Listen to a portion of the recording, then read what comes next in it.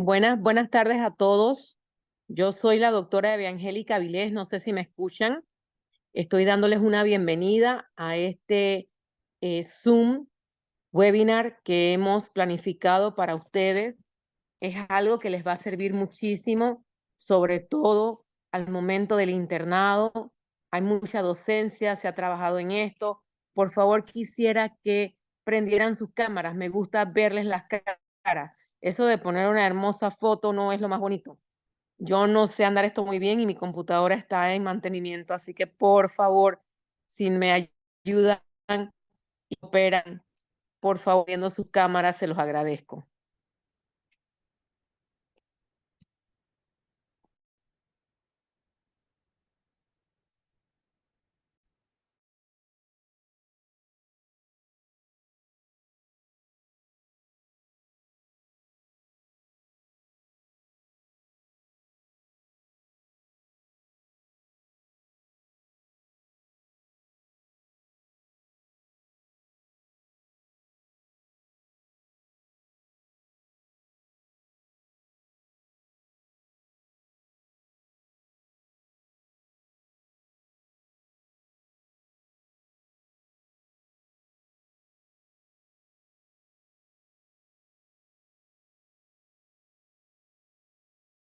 Eh, bueno, vamos a comenzar. Primero que todo, buenas tardes. Doctora, compañeros, vamos a presentar el tema de hernias diafragmáticas distintas a hernias por desplazamiento. Siguiente. Bueno, primero, vamos a hablar de lo que es el diafragma, su fisiología y su origen. Entonces tenemos que como origen se dio, su nombre fue acuñado en Grecia debido a una de sus funciones estructurales que es separar lo que es el tórax del abdomen, y tenemos que ellos lo dividieron en tres sílabas que son dia, de a través de, frac de separar y mac de barrer. Entonces tenemos que separar a través de una barrera. Como curiosidad en la mitología, se llegó a mencionar este nombre también en las obras de Homero. Por ejemplo, en la Ilíada se mencionaba el diafragma como el nombre de una diosa mensajera, que su trayecto era el arco iris y tenía, bueno, con la forma esta del diafragma. Y también en la obra de Eurípedes se menciona como la diosa Iris, que es diosa del arco iris. Entonces, siguiente. Tenemos a nivel embriológico su origen es una partición músculo-tendinosa que forma una cúpula que va a separar lo que es la cavidad torácica y del abdomen. Entonces tenemos que son cuatro orígenes. Tenemos el septo transverso, que es un tejido mesodérmico que crece en dirección dorsal desde la pared ventrolateral, que va a separar lo que es el hígado y el corazón, y este va a formar posteriormente lo que es el centro tendinoso del, del diafragma. Tenemos las membranas pleuroperitoneales, que es un mesenterio que constituye la parte media del diafragma, y los pilares del diafragma se desarrollan a partir de eh, de los mioblastos que crecen del mesenterio, del esófago. Eh, Tenemos lo que es el crecimiento muscular hacia adentro de las paredes corporales laterales, que esto se da mucho después.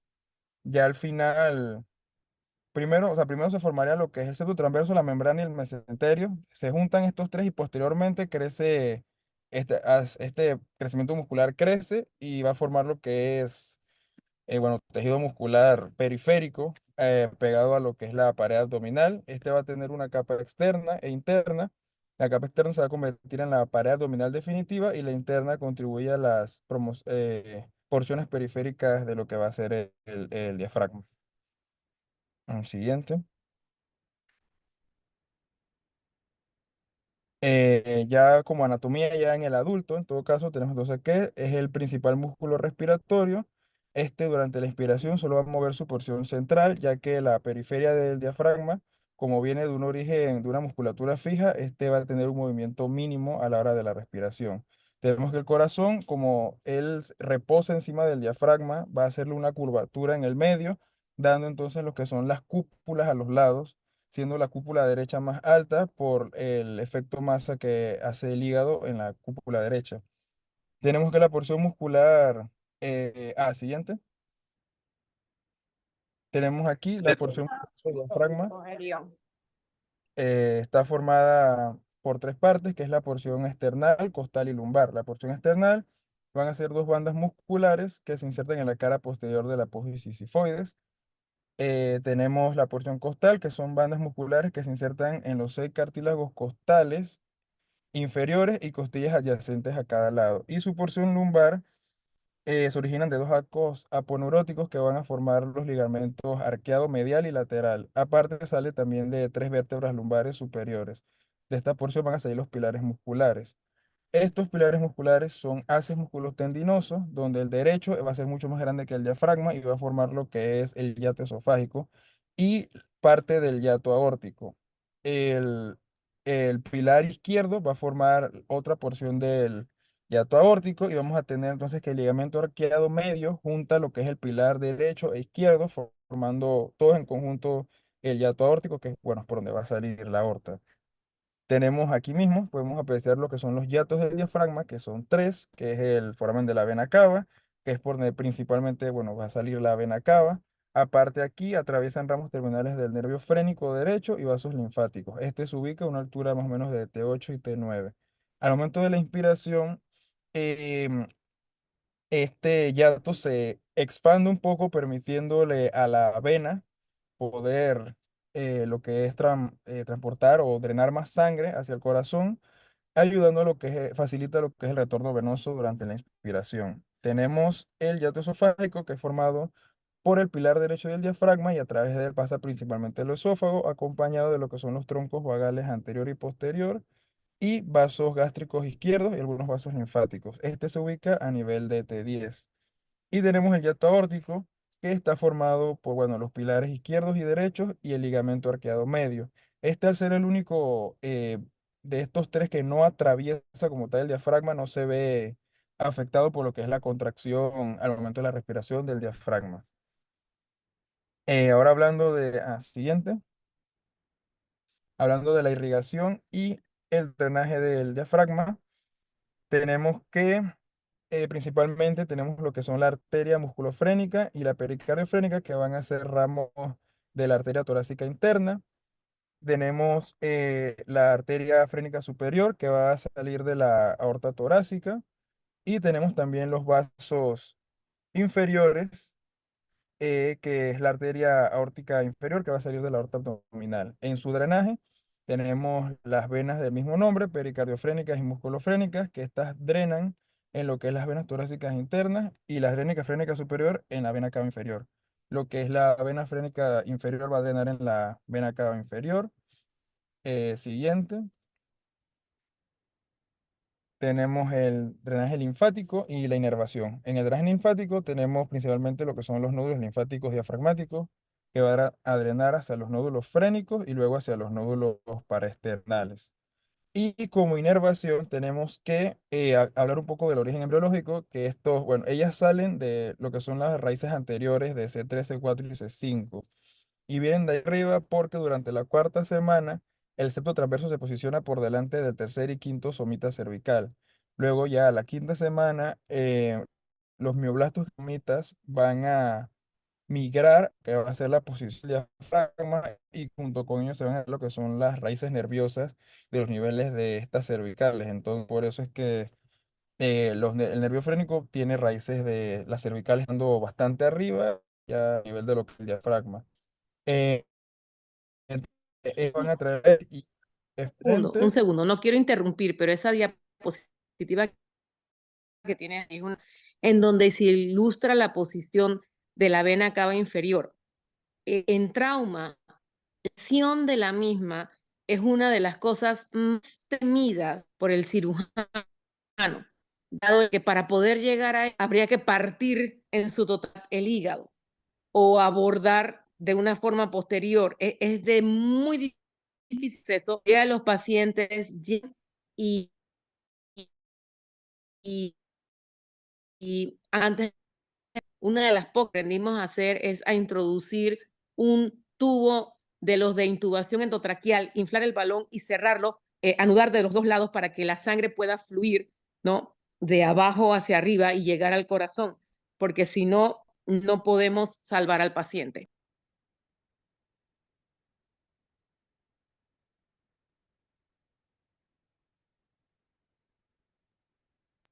puedes continuar, disculpa. Ok. Sí, sí, sí, la verdad sí se ve que es una eh, posición anatómica difícil de acceso. Esa imagen me gustó bastante, por eso la puse. Y bueno, lo de inervación, aparte también hay ramos que vienen de los nervios intercostales ya inferiores, de más abajo, tienen también inervación hacia el diafragma. Y ya, siguiente.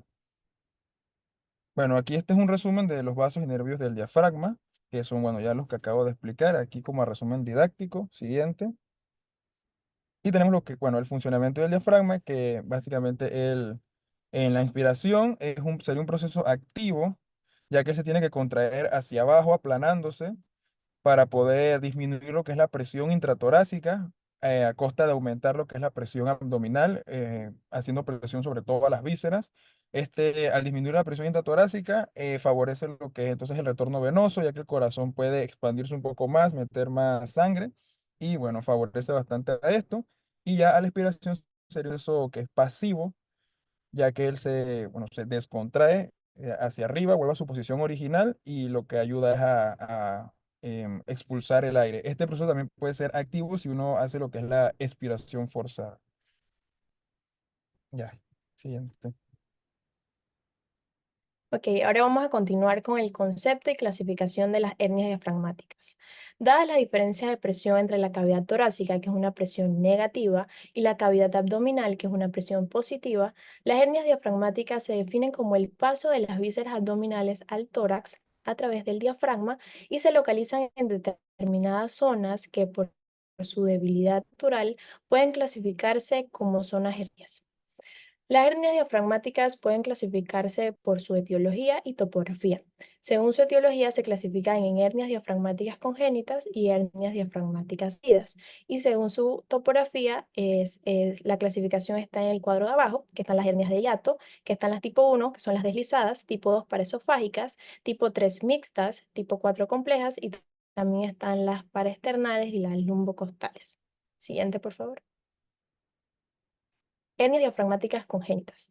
Las hernias diafragmáticas congénitas son un defecto común en el desarrollo que resulta de una malformación del músculo diafragma en etapas tempranas del embarazo, permitiendo que el contenido intraabdominal migre hacia el tórax, impidiendo el desarrollo y el crecimiento normal de las estructuras pulmonares. La prevalencia de este tipo de hernias se presenta en uno de cada 2.000 a 5.000 nacimientos y la mortalidad neonatal supera el 70%. La causa de las hernias diafragmáticas es desconocida y puede presentarse de varias formas, como un síndrome genético frecuentemente asociado a cromosopatías, como el síndrome de Down, la trisomía 18, el síndrome de Turner, también asociado a otras malformaciones, pero en más de la mitad de los casos se presenta como una enfermedad aislada. Siguiente.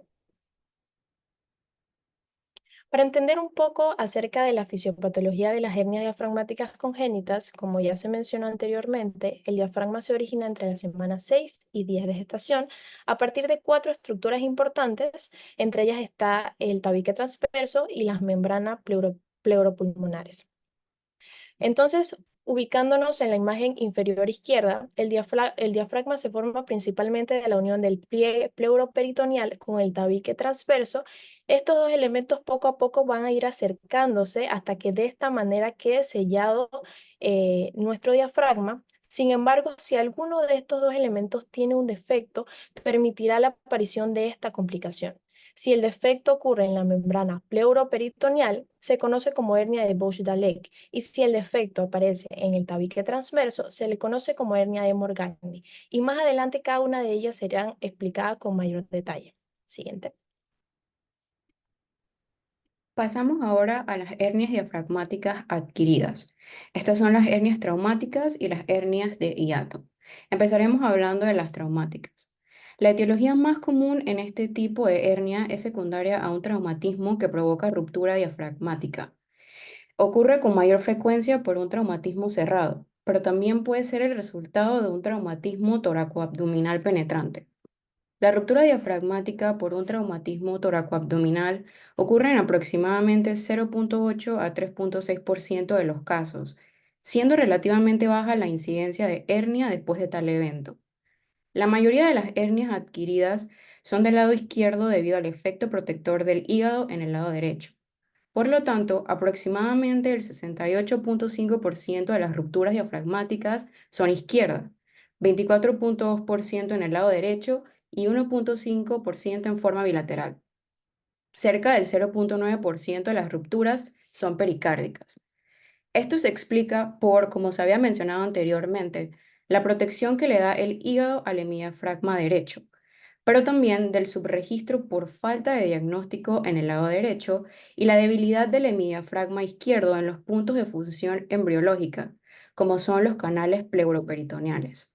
En el lado izquierdo, los órganos más comúnmente herniados son el estómago, colon, intestino delgado, vaso y riñón. En el lado derecho, el hígado y ocasionalmente el colon. Siguiente.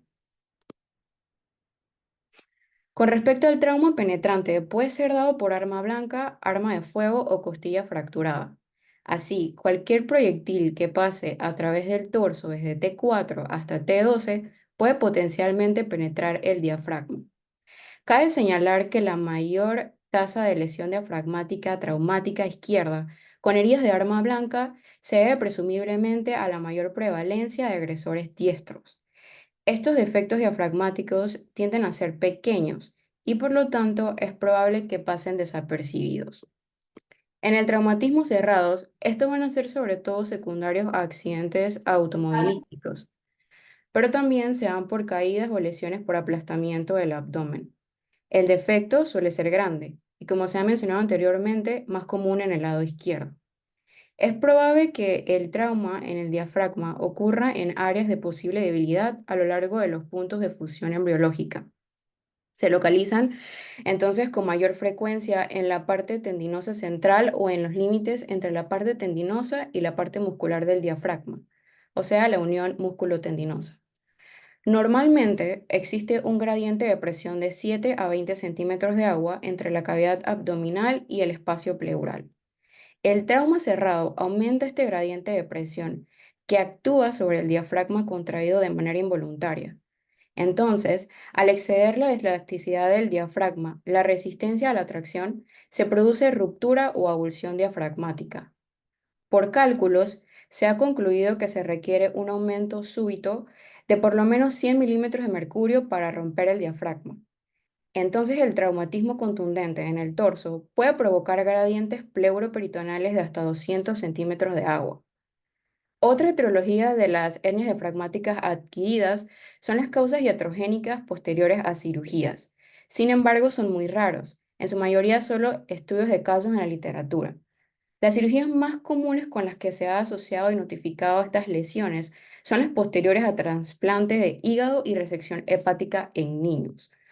Otros episodios documentados posquirúrgicos en estudios de casos incluyen lo que es la fundoplicatura de Nissen, colectomía izquierda, adrenalectomía, gastrectomía total asistida por laparoscopía, nefrectomía y resección parcial del pulmón izquierdo mediante cirugía toracoscópica. También se han observado defectos espontáneos. En estos casos pueden ser asintomáticos durante años antes de volverse sintomáticos en la etapa posterior, donde los defectos pueden ser extensos. Otras causas raras documentadas en estudios de casos incluyen la ablación por radiofrecuencia del carcinoma hepatocelular y durante el embarazo. Según una de las principales revisiones que incluyeron a más de 53.000 pacientes con traumatismos abdominales contusos y penetrantes, se notificaron lesiones del diafragma hasta en un 3% de los casos. Además, los informes sugirieron una proporción de 2:1 entre lesiones traumáticas del diafragma penetrantes y contundentes en la población estudiada. El Banco Nacional de Datos de Trauma informó resultados similares. Si bien este tipo de hernias adquiridas son raras, pueden poner en peligro la vida y provocar encarcelamiento y estrangulamiento, con una tasa de mortalidad general de hasta el 31%. Siguiente. Ahora hablaremos de las hernias de hiato. Estas son hernias adquiridas que se producen por el pasaje de vísceras abdominales hacia el tórax a través del hiato esofágico y, como vimos anteriormente, pueden clasificarse en tipo 1 o por deslizamiento, tipo 2 o paraesofágicas, tipo 3 o mixtas o tipo 4 o complejas. Siguiente.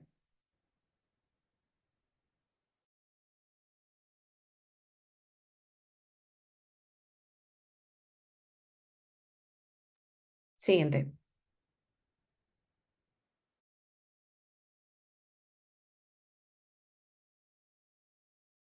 Disculpe.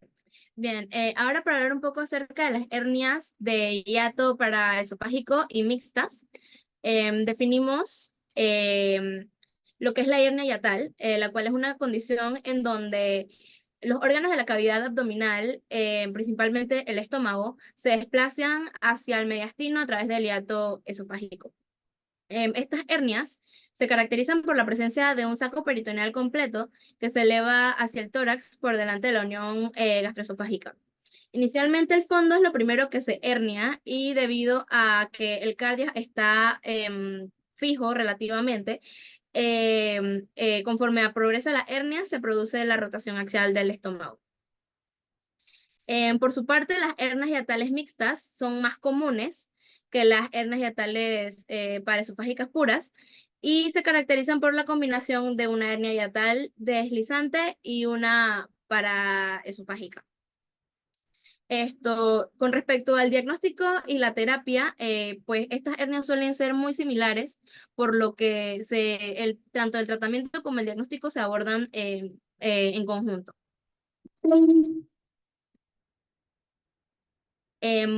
Bien, disculpe. La fisiopatología se basa en dos aspectos fundamentales: la compresión de las estructuras torácicas por el saco herniario y las alteraciones que pueden sufrir las vísceras herniadas debido a la compresión del orificio herniario. El volumen de la hernia aumenta progresivamente y el contenido herniado puede variar dependiendo de los cambios de presión abdominal.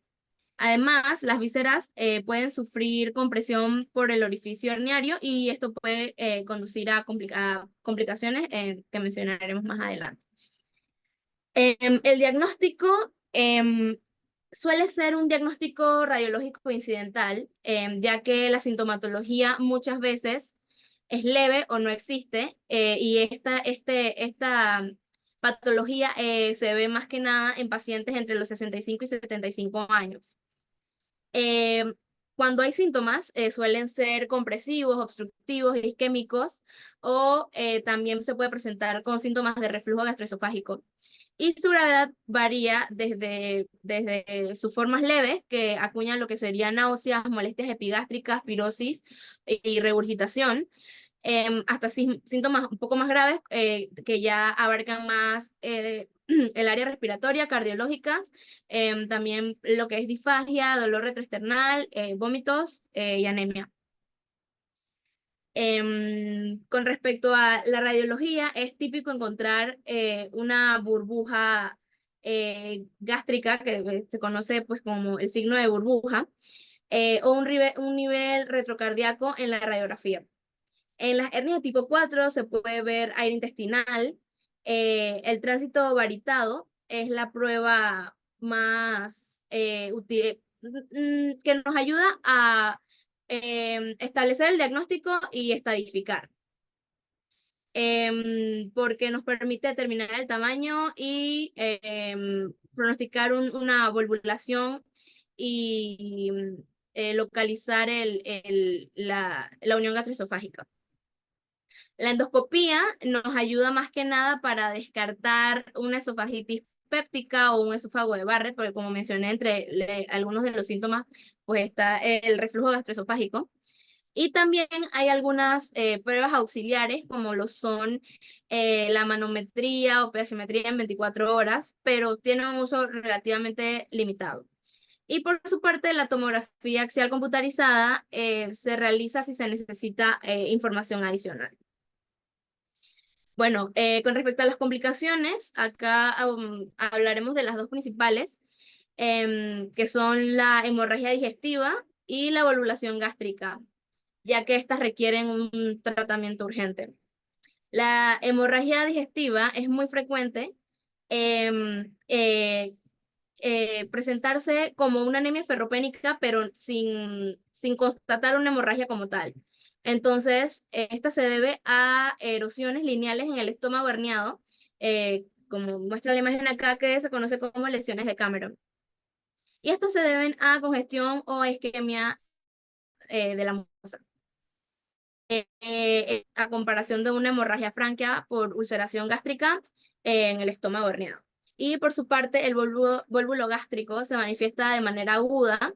Tiene una triada característica que es la que vendría siendo el dolor intenso en epigastrio, las náuseas improductivas y la incapacidad para pasar una sonda nasogástrica, lo que nos da una sugestividad alta para sospechar de un vólvulo gástrico. En la radiografía de tórax se puede mostrar lo que es aire subdiafragmático. El CT suele ser también útil en caso de que haya dudas. Evoluciona rápidamente a lo que es una necrosis gástrica, por lo que es urgente el abordaje terapéutico, que vendría siendo una descompresión.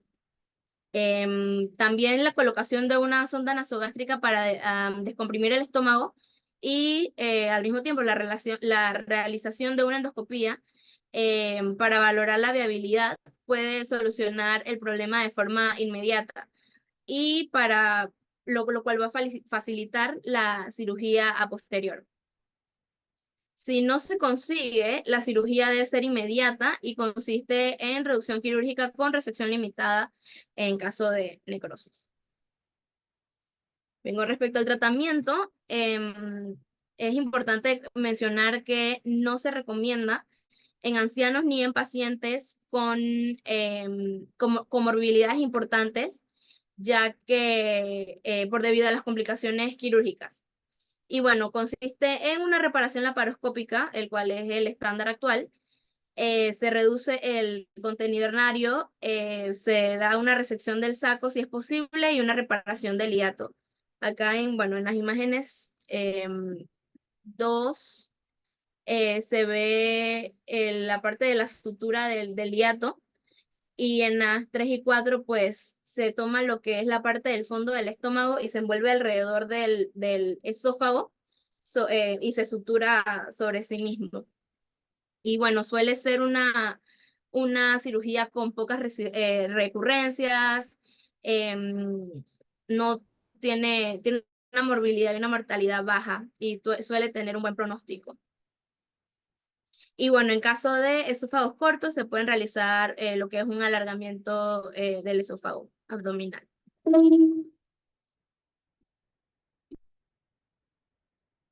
Ahora hablaremos de las hernias diafragmáticas congénitas.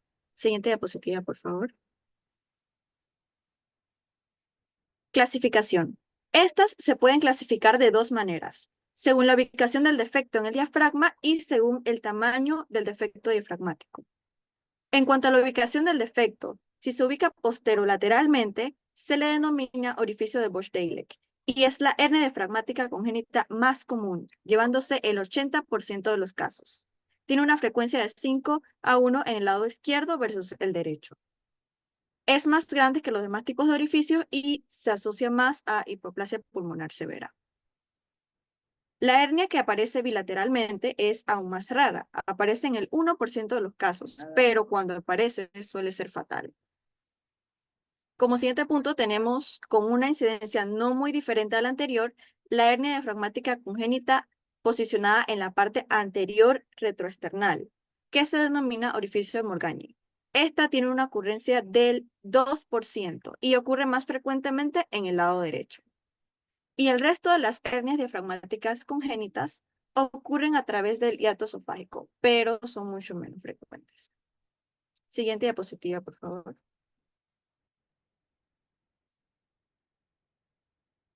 Bueno, como les había mencionado, también se pueden clasificar según el tamaño del defecto diafragmático. Y esta clasificación nos permite establecer un pronóstico, puesto que mientras más pequeño es el defecto, el pronóstico será mejor. Entonces, es inversamente proporcional. Entonces, bien, la hernia de tipo A, como vemos en la imagen, la primera del superior izquierda, es aquella cuyo defecto es menor a 3 centímetros. Tipo B, que es la superior derecha, el de menos de la pared torácica. En la tipo C mide más de la mitad y en la tipo D derecha implementa o ausencia del diafragma. Siguiente diapositiva, por favor. Ok, manifestaciones clínicas. La sintomatología en este caso va a depender del grado de hipoplasia pulmonar y el bebé puede cursar con cianosis, dificultad respiratoria, dextrocardia aparente, falla respiratoria hipoxémica. Siguiente diapositiva, por favor. Disminución de los ruidos respiratorios, tórax en tonel, abdomen excavado e incluso inestabilidad hemodinámica. Y es importante mencionar que la sintomatología, como había dicho, es importante que lo recalquen, va a depender del grado de hipoplasia pulmonar. Finalmente, siguiente diapositiva, por favor, tenemos las manifestaciones radiológicas. En la radiografía PA del tórax vamos a tener presencia de gas intestinal y las asas también se van a ver en el tórax. Vamos a tener también desviación contralateral del mediastino y ausencia de parénquima pulmonar en el lado del defecto.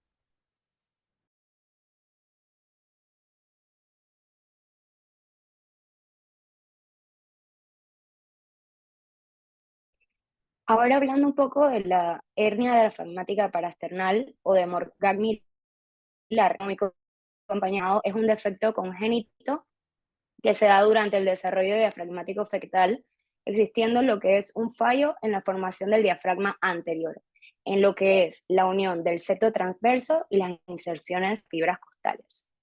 Es importante mencionar que su prevalencia es de 1 en 1.000.000 de nacimientos vivos y suelen presentarse usualmente en la vida adulta.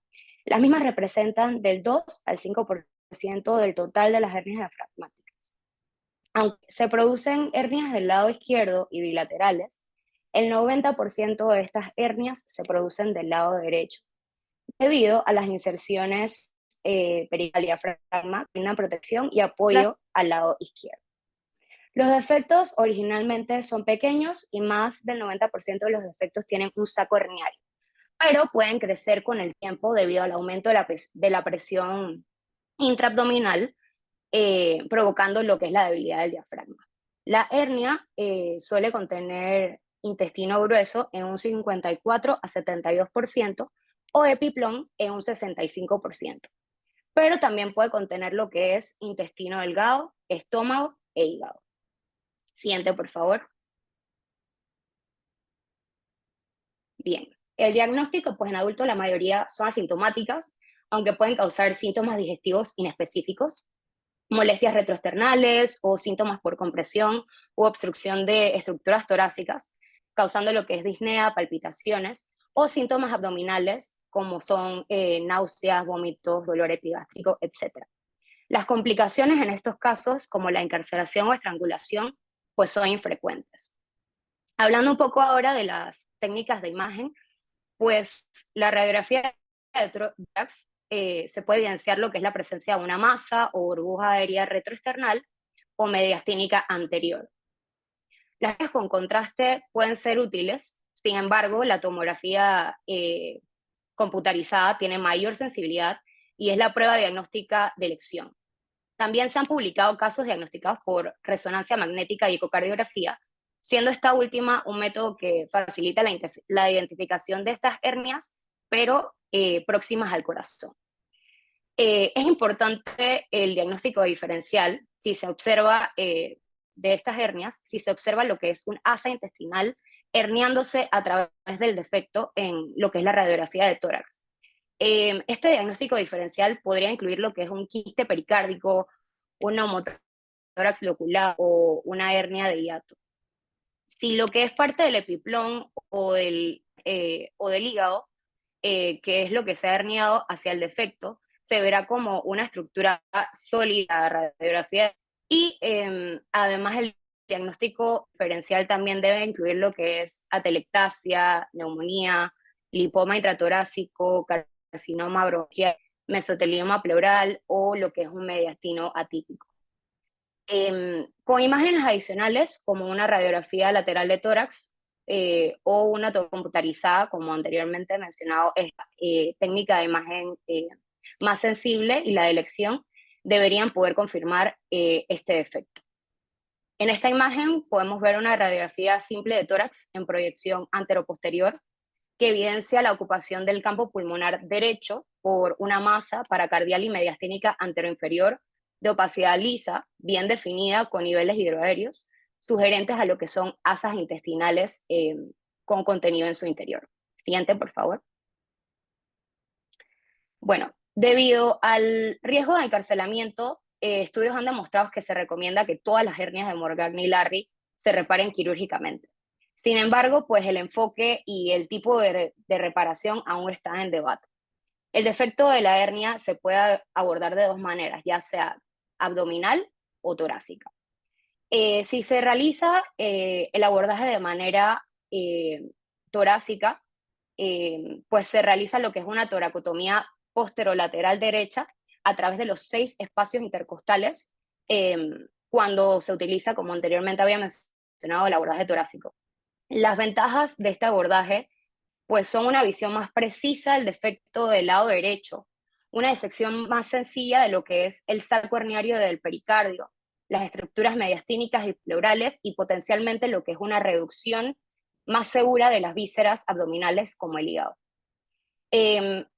Las desventajas de este enfoque podrían incluir el riesgo de pasar por alto lo que es un defecto bilateral debido a la imposibilidad de ver lo que es el lado izquierdo y una mayor probabilidad de requerir ventilación postoperatoria dependiendo de lo que es el estado respiratorio preoperatorio del paciente.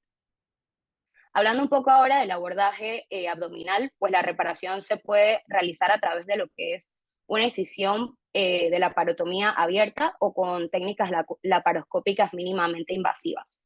Las ventajas de este abordaje pues incluyen lo que es la capacidad de identificar y reparar lo que son los defectos bilaterales y evaluar y reparar pues otras patologías intraabdominales como lo son la malrotación durante lo que es la misma cirugía.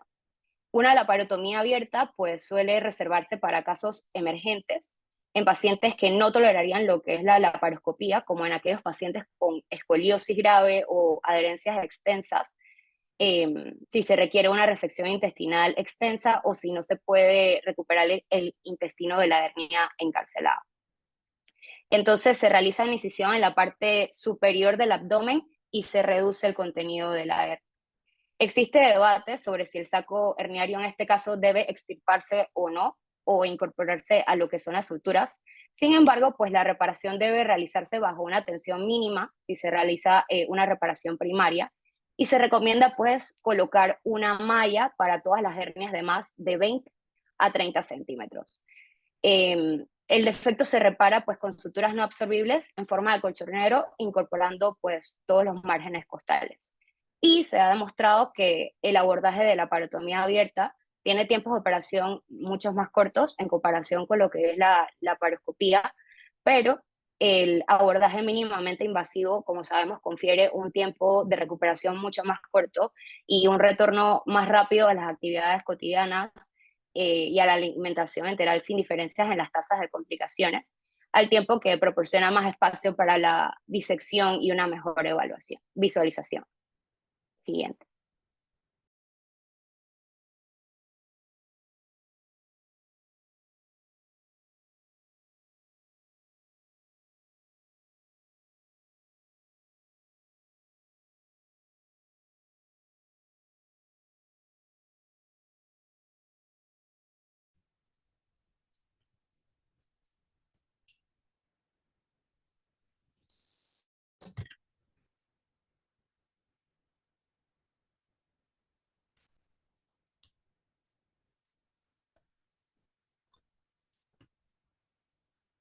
Ajá. Las hernias de Bosch-Deileck fueron primeramente descritas en 1754 por Macaulay y después se le dio el nombre en honor al patólogo checo Vincent Bosch-Deileck.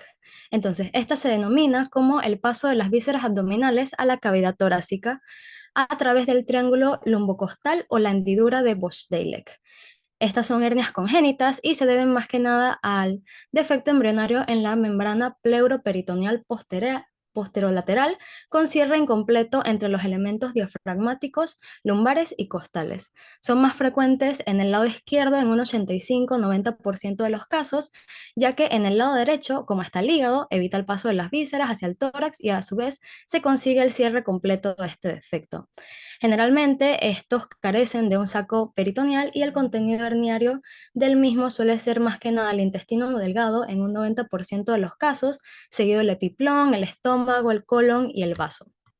Pueden llegar a existir las hernias gigantes, cuyo contenido prácticamente es todo el intestino delgado, y en estas situaciones se puede rotar completamente y producir un gran desplazamiento del mediastino, en el cual si el emitórax está invadido por vísceras abdominales, esto va a provocar una hipoplasia pulmonar, es decir, que el pulmón no se va a desarrollar completamente, no se va a insuflar, y que bueno, este después, si es tratado quirúrgicamente, sí se logra reexpander y termina su desarrollo con normalidad. A nivel de la etiología, realmente todas las hernias diafragmáticas congénitas se postulan que influyen lo que son factores ambientales, tanto factores genéticos.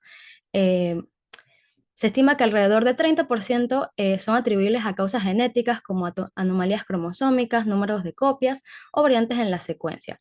Y a nivel de epidemiología, se dice que la incidencia de una hernia diafragmática congénita es de un nacimiento por cada 2.000 a 3.000 nacimientos, del cual de ellas aproximadamente el 70-75% son defectos posterolaterales, es decir, hernias de Bochdalek. Y realmente hay una predilección masculina con una proporción hombre-mujer de 1,72 a 1, y realmente eso es a nivel de la población pediátrica. A nivel de la población adulta, realmente las hernias sintomáticas son muy raras y la mayoría se encuentran de manera incidental, y se ha estimado que la incidencia general es tan baja desde los 0,17% y tan alta como hasta los 6%. Siguiente. Entonces, como fisiopatología realmente no se conoce muy bien, se sabe que hay un defecto a nivel del desarrollo embriológico. Como sabemos, el diafragma se desarrolla alrededor de las 4 semanas de gestación, porque se comienza a formar de varios pliegues. Anteriormente se propone que el tendón central se forma a partir del tabique transverso, y los pliegues posterolaterales forman lo que es la membranas pleuroperitoneales. Y el canal pleuroperitoneal a su vez se comunica con la cavidad pleural y la cavidad peritoneal a través de lo que es el agujero de Bochdalek en la cara posterior del diafragma en desarrollo. Y normalmente esta comunicación debería cerrarse alrededor de la semana 8 de gestación, y si no se hace, se produce lo que es el defecto característico. Y bueno, dado que el canal derecho se cierra antes que el canal izquierdo, es por esto que la mayoría de las hernias se observan del lado izquierdo. A nivel de la clínica, se puede distribuir, se puede presentar en dos grupos diferentes, en grupos de edad pediátrica y a nivel de los adultos. A nivel de la edad pediátrica, se caracteriza por un orificio grande, ya que es una migración visceral precoz y masiva, y es acompañada de hipoplasia pulmonar, desplazamiento mediastínico y graves repercusiones respiratorias e hemodinámicas. Se suele manifestar en recién nacidos como cuadros de insuficiencias respiratorias agudas y graves con disneas y cianosis importantes. Por el contrario, estas hernias en pacientes adultos suelen ser asintomáticas y se detectan de forma incidental, más que nada con molestias gastrointestinales vagas o inespecíficas, secundarios más que nada a la incarceración gástrica o intestinal, como son náuseas, vómitos, epigastralgia específica. Y en el examen físico vamos a encontrar lo que es una auscultación de los ruidos intestinales a nivel del tórax, y en casos más graves podría mostrar lo que es un abdomen escafoides, ya que el contenido intestinal se hernia hacia el tórax. Siguiente. Entonces, para hacer un diagnóstico se utilizan varios estudios de imagen, como son la ecografía, la radiografía simple de tórax, la tomografía de sección delgada con reformateos multiplanares, y recientemente se han incluido estudios de resonancia magnética para el diagnóstico de esta hernia.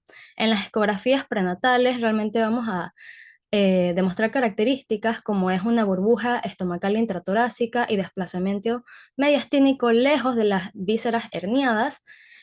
A nivel de las radiografías simples, se observan mediante la evaluación de asas intestinales llenas de gases o una masa de tejido blando por encima del nivel del diafragma. Sin embargo, realmente la sensibilidad de una radiografía de tórax es bastante baja, ya que suele confundirse con otras patologías torácicas. Y bueno, realmente la tomografía computarizada es la que evalúa con mayor precisión los defectos locales, los defectos focales en el diafragma y tiene una sensibilidad del 78% para hernias del lado izquierdo y del 50% para hernias del lado derecho. Vemos aquí la figura 29 y 30, realmente se trata de una paciente femenina adulta, la cual se realizó una tomografía de tórax y vemos que tiene una hernia de Busch-Daleck derecha y realmente lo que se hernia es más que nada grasa retroperitoneal por el defecto diafragmático y más que nada no, con menor frecuencia se puede ver el riñón y también se realizó una radiografía de tórax anteroposterior que muestra una doble densidad del hemidiafragma derecho. En la flecha blanca vemos una estructura curvilínea redondeada que se proyecta sobre el hemidiafragma derecho verdadero, que vendría siendo la flecha negra. Y en la radiografía lateral de tórax vemos que hay tres densidades curvilíneas.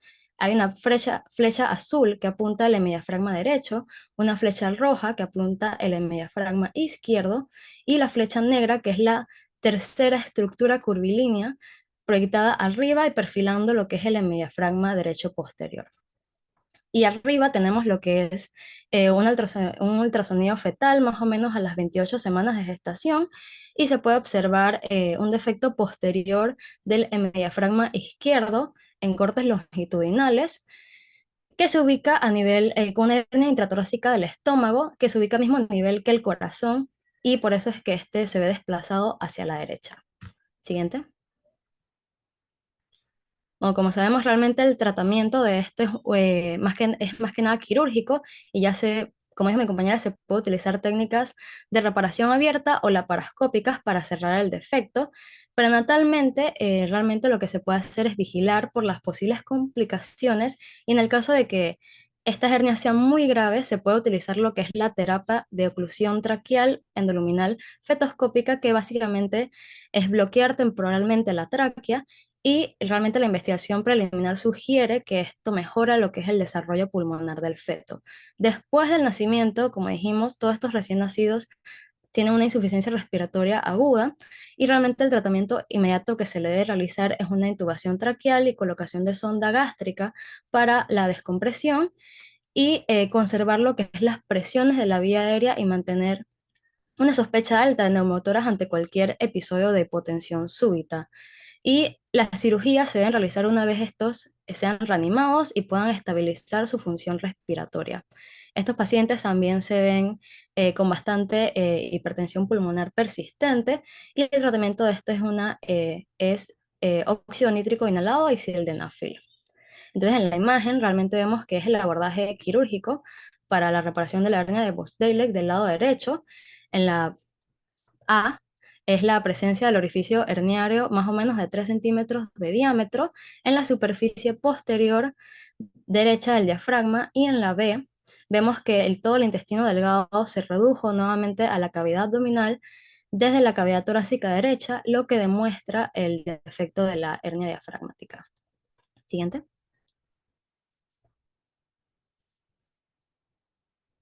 Entonces, como diagnóstico diferencial siempre tenemos que TENT, lo que es una eventración diafragmática y el secuestro pulmonar extralobular en poblaciones pediátricas. La ventración diafragmática congénita es secundaria a un desarrollo defectuoso de la musculatura diafragmática con el consiguiente adelgazamiento focal, mientras que el secuestro pulmonar extralobar es el parénquima pulmonar con irrigación pleural y vascular separada. Y a nivel del pacientes adultos se puede considerar ruptura diafragmática u otras fuentes de una hernia diafragmática.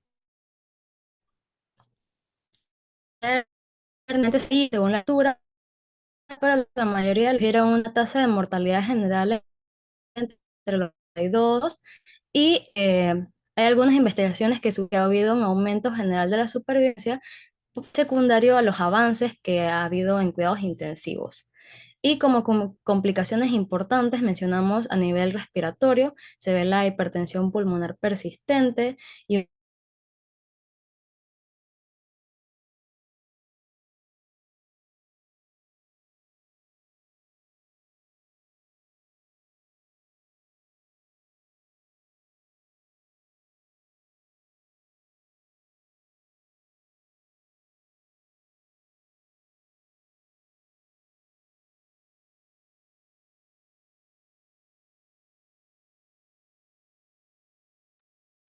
Parece que la perdimos.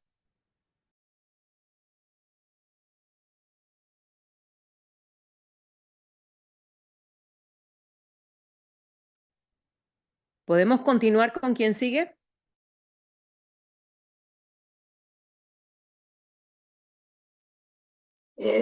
Para continuar, hablaremos de las hernias diafragmáticas traumáticas. Siguiente. Estas se definen como la presencia después de un traumatismo de estructuras que normalmente están intraabdominales en el tórax. Y en cuanto a la etiología, para repasar lo que mi compañera Melanie mencionó hace un rato, es que pueden ser causadas por traumatismos cerrados o abiertos y por lesiones iatrogénicas. Son infrecuentes, pero cuando ocurren con mayor frecuencia del lado izquierdo, ya que no tienen el factor protector que tiene el hemidiafragma derecho, que es la presencia del hígado. Y podemos hablar de hernias crónicas o agudas en función del periodo de tiempo que haya transcurrido desde el traumatismo. Si es mayor a 4 semanas, hablamos de hernias crónicas, y si es menor de 4 semanas, hablamos de hernias agudas. Siguiente. En cuanto a la sintomatología, en la fase aguda, pueden ser asintomáticas en el 40-50% de traumatismos de poca intensidad.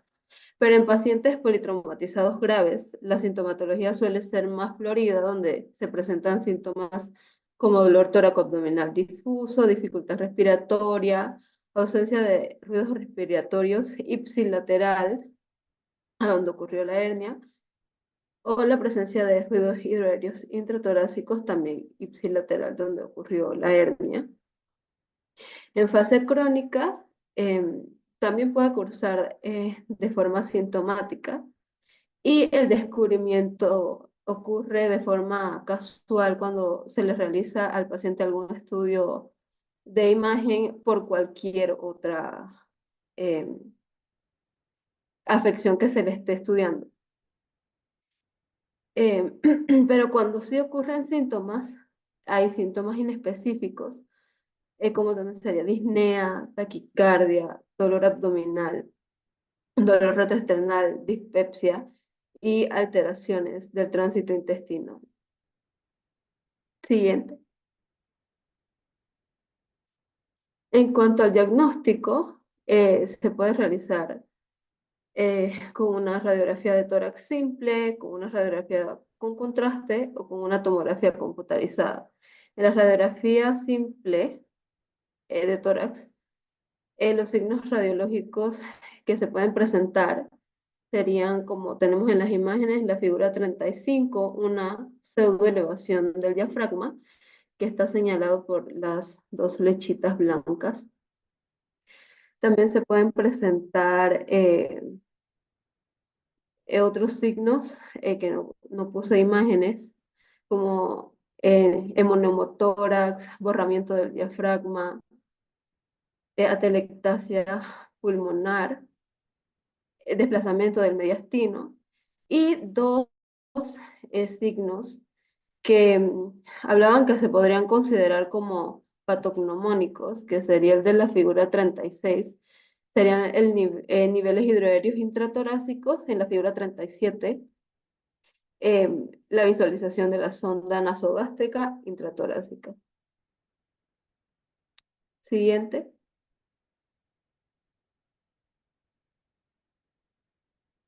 La radiografía de tórax con contraste. Al administrar el contraste bioral, se podría visualizar, como vemos en la figura 38, un desplazamiento del estómago hacia el tórax. Y por administración de contraste por enema, se podrían visualizar colon desplazado hacia el tórax también. Sí. La tomografía computarizada puede decirse que es el principal método diagnóstico, aunque como vimos en las radiografías también hay signos que nos dicen que hay una hernia diafragmática. Los más sugestivos es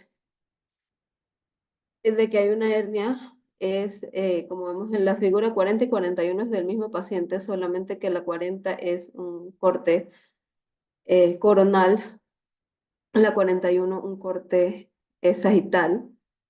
Vemos el desplazamiento de órganos abdominales hacia tórax. Entonces se puede observar el riñón, el vaso, algunas colon, podríamos decir, y epiplón. Y las flechas, no. En el corte coronal las flechas amarillas y en el sagital las flechas blancas. Se están señalando los bordes del diafragma. En cuanto a tratamiento, sería quirúrgico, como ya mis compañeras mencionaron anteriormente. Puede ser mínimamente invasivo o abierto. Bueno, yo había modificado, en vez de la laparotomía, he puesto acceso abdominal, porque puede ser por mínimamente invasivo, no tendría que hacer una laparotomía. Se prefieren en lesiones agudas o del lado izquierdo, y un acceso torácico en lesiones del lado derecho, pero también se pueden realizar en lesiones del lado izquierdo. Las imágenes, pues, figura 42, fue la realización de una toracotomía izquierda, donde se visualizaba el estómago y epiplón. En la figura 43, se ven los bordes del diafragma lesionado, es lo que están sosteniendo con las pinzas. En la figura 44 ya se observa el diafragma suturado.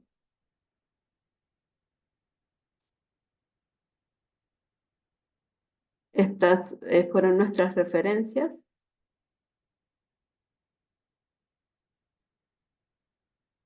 Y eso es todo. Muchas gracias. Jóvenes, muy buenas noches a los que se unieron tarde. Adiós a los que se fueron temprano. Esta charla ha sido de mucha importancia porque hicieron mucho énfasis sus compañeros en lo que se refiere a una hernia en un menor, un recién nacido, un neonato y un paciente adulto, donde es más frecuente una hernia por trauma, ya sea, como se dijo, abierto, penetrante o un trauma cerrado. En este país, a pesar de que nos consideramos un país primermundista, todavía existen muchísimas regiones en donde las mujeres no se dan un adecuado control prenatal. Estas mujeres que llegan a parir a un centro de salud, a un hospital, a una policlínica o en el carro, sin ningún tipo de control y pudiesen tener un producto que presenta una hernia diafragmática, en donde gran parte del estómago, el intestino grueso, delgado, inclusive como vieron hasta el riñón, puede haberse herniado, sobre todo del lado izquierdo. La hipoplasia pulmonar que hay ahí es severa. Este es un bebé que no va a respirar solo. Entonces uno primero comienza a insuflarle algo de aire para entonces tratar de intubar, y cuando intuba tratar de pasar gran cantidad de aire e inflar el pulmón. Y al final lo único que conseguimos es aumentar mucho más la presión y el paciente va a fallecer de todas maneras. Y es una muerte cuyo diagnóstico no hacemos sino hasta una radiografía de tórax, que por lo general llega post-mortem, porque puede demorar hasta 5 minutos que te traigan el aparato para tomarle la radiografía en un hospital como el de Chepo, en donde me tocó a mí ver a un niño morir de esa forma.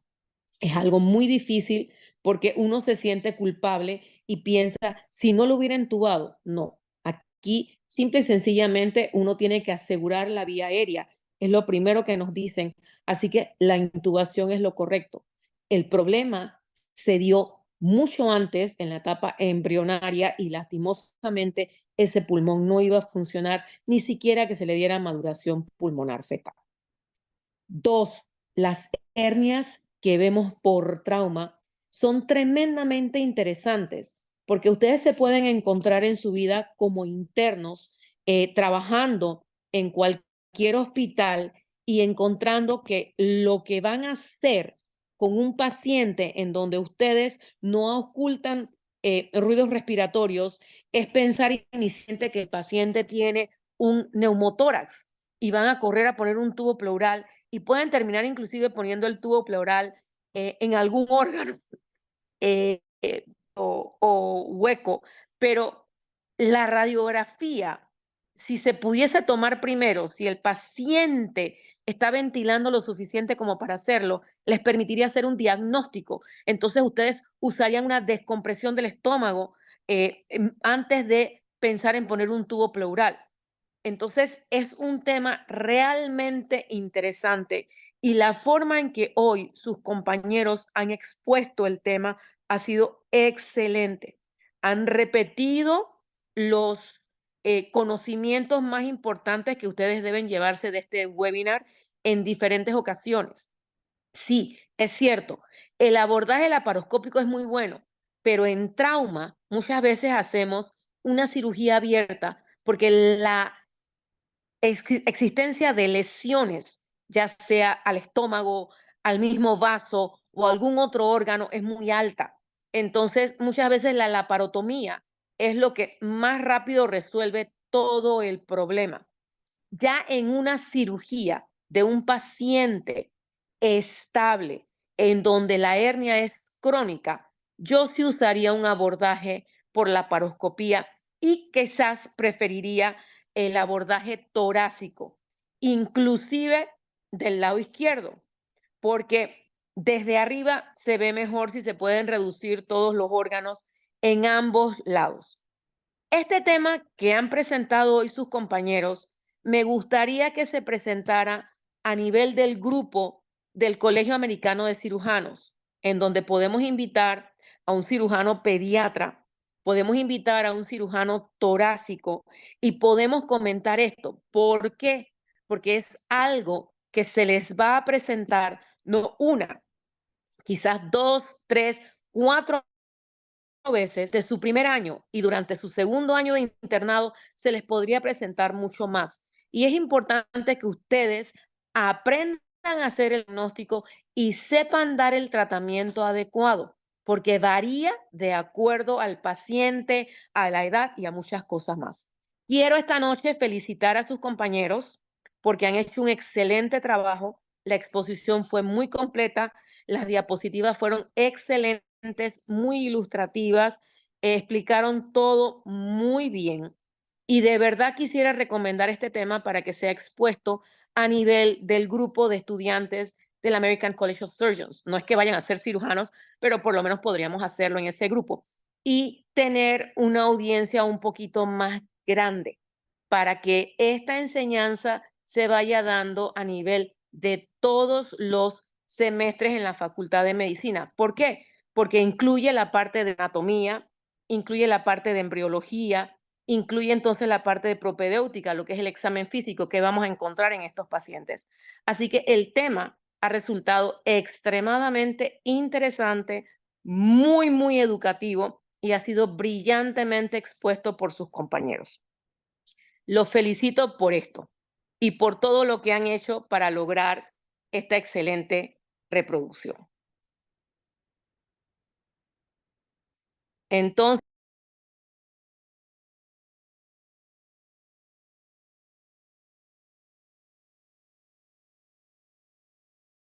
Muchas gracias, doctora.